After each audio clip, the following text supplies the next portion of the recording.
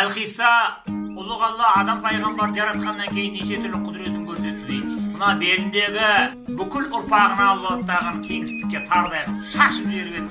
Осы сыймай теңіздей толқып кетті дейді. Қаптаған қалың жұлдыздай болып ұлттар әлемі. Содан сұрады, бұл менің ұрпағым ба, я Рабби деп. Сонда Тәңір Тағала айтты, я бұлардың бәрі әуелден ақырға дейін туылатын, бәрі сенің ұрпағың. Сонда адам таң қалды, я жаратушы ием, бұлар көп қой, мына тарыдай жердің бетіне сыймайды ғой бұлар деді. Сонда айтты, мен шебер Алламын, сен уайымдама.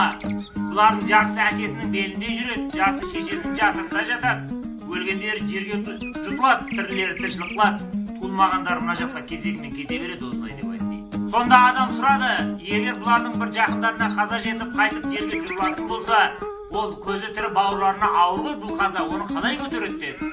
Мен оның да мәселесін шешем, сен уайымдама, бір үйге қаза жетсе көп кешпей ол үйге қуаныш барады.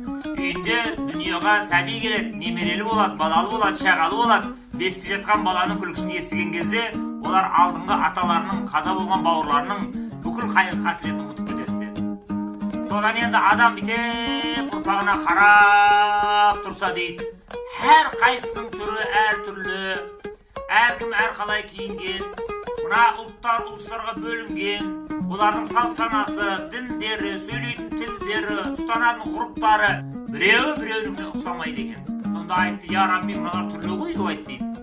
Сонда айтты, ей адам, бұларды бір-біріне ұқсамайтын қылып мен әдейіге жараттым, бұл менің хикметім.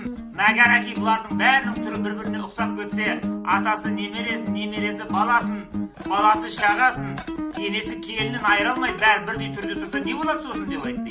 Сондықтан мен әр адамға осындай өзіне ғана тән көзіне рең берем, шашына түс берем, бой берем, дыбыс берем, дауыс берем, бет әлпет берем, ажар берем. Бұлардың бәрі осылай бөлінеді деді.